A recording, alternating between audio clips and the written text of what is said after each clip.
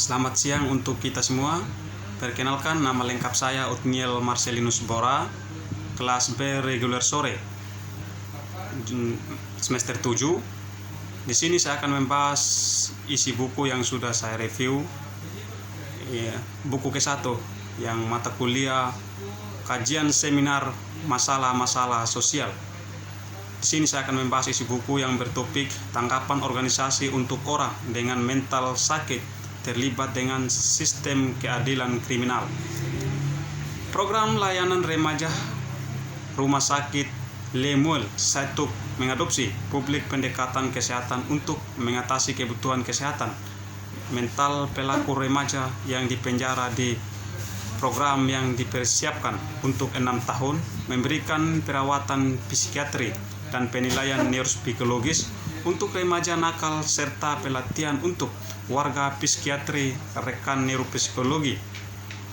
Department of Youth Service program tersebut mengakui dan berusaha untuk mengatasi ketidakkesetaraan perawatan kesehatan dari akses terbatas ke layanan kesehatan mental berkualitas bagi yang ditahan kaum muda, terutama mereka yang berlatar belakang kurang beruntung, dan minoritas. Program ini merupakan usaha kolaboratif antara kesehatan mental pemuda yang dipenjarakan akan diuraikan pertama kali diikuti dengan sejarah dan evaluasi program dari perspektif kesehatan masyarakat dan integrasi sistem epidemiologi penyakit mental di antara pelanggan juvenile. National Mental Health Association melaporkan angka kejadian mental gangguan kesehatan setinggi 60-75% untuk remaja yang dipenjara. Baru-baru ini, studi oleh Tapelin et al. Remaja yang diwawancarai dengan diagnostik jadwal wawancara untuk anak-anak di Penahan Community Center di Chicago menemukan prevalensi setiap gangguan jiwa itu 67% untuk pria, 74% untuk wanita. Temuan penting dalam penelitian Tepelin adalah bahkan tidak termasuk gangguan perilaku prevalensi keseluruhan gangguan kesehatan mental tetap 60% pada laki-laki dan 70% pada wanita. Ini angka gangguan kesehatan mental di kalangan kriminal pemuda yang terlibat 2-6 kali lipat dari yang ditemukan pada populasi umum, dan bertahan lintas budaya. Friedrich Derlechev, Vermeeren Worons, dan Bring juga menggunakan disk menemukan 90% tingkat gangguan kesehatan mental di antara populasi pemuda Belanda yang dipenjara, yang lebih dari 3 kali lipat prevalensinya ditemukan pada populasi remaja normal Belanda. Selain itu, tingkat komorbiditas di antara pelaku remaja, terutama penyalahgunaan zat dan gangguan kesehatan mental, telah dilaporkan setinggi 67% keuntungan.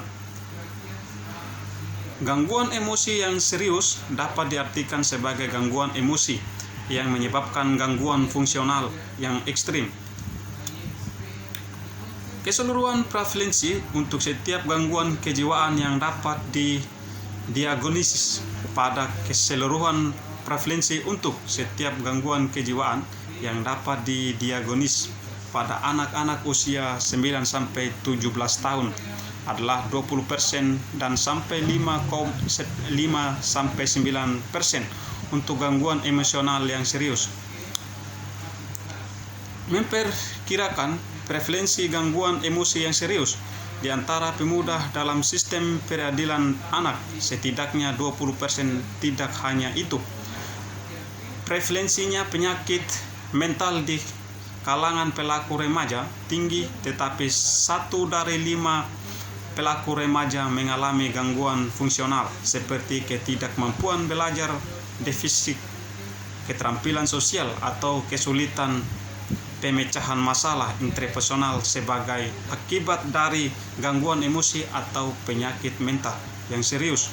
Dalam beberapa hal prevalensi masalah kesehatan mental yang tinggi di antara banyak pelaku muda tidak mengherankan mengingat lingkungan beracun di mana banyak telah dibesarkan kehidupan banyak pelaku remaja ditandai dengan pola asuh yang tidak konsisten, penyalahgunaan saat keluarga, fisik dan pelecehan seksual pada paparan kekerasan komunitas.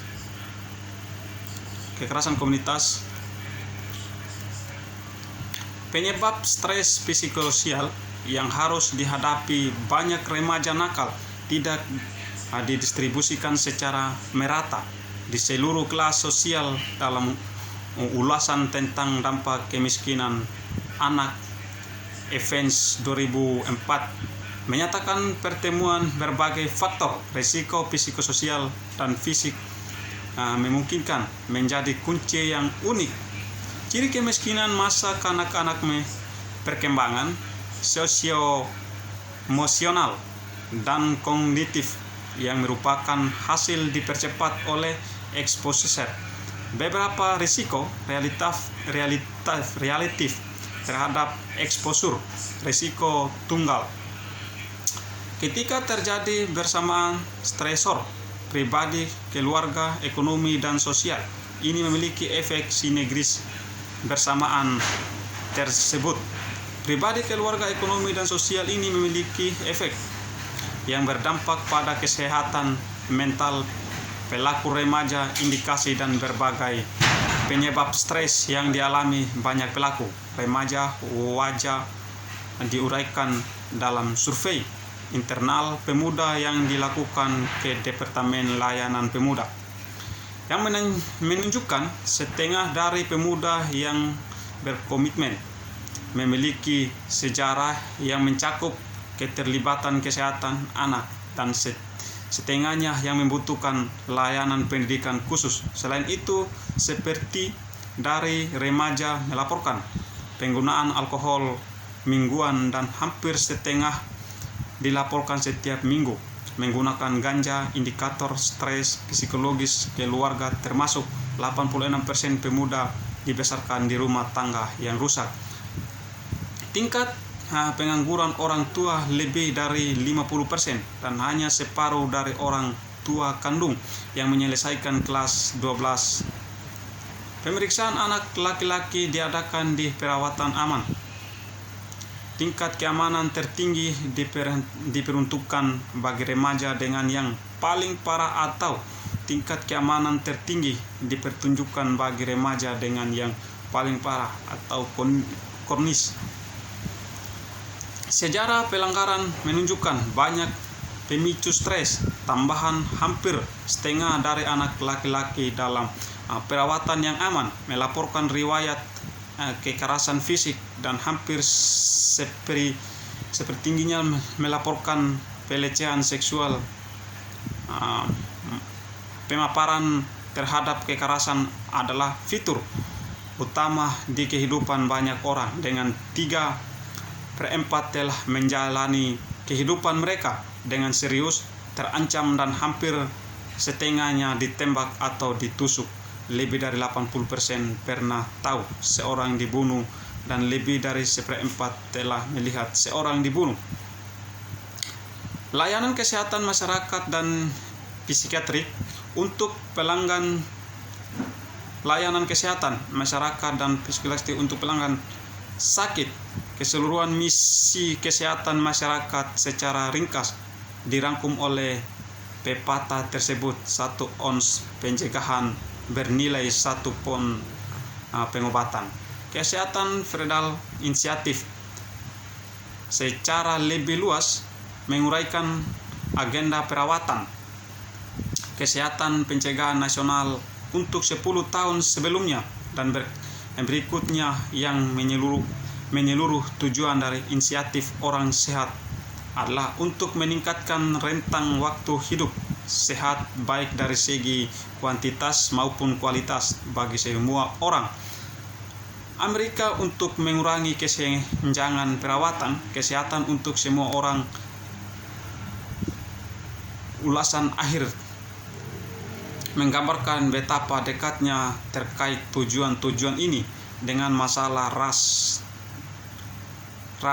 kelas antara tahun 1990-an dan 1999 sampai 23% orang di bawah garis kemiskinan dilaporkan sedang hingga miskin kesehatan, sedangkan hanya 7% orang di atas garis kemiskinan melaporkan yang buruk. Terima kasih.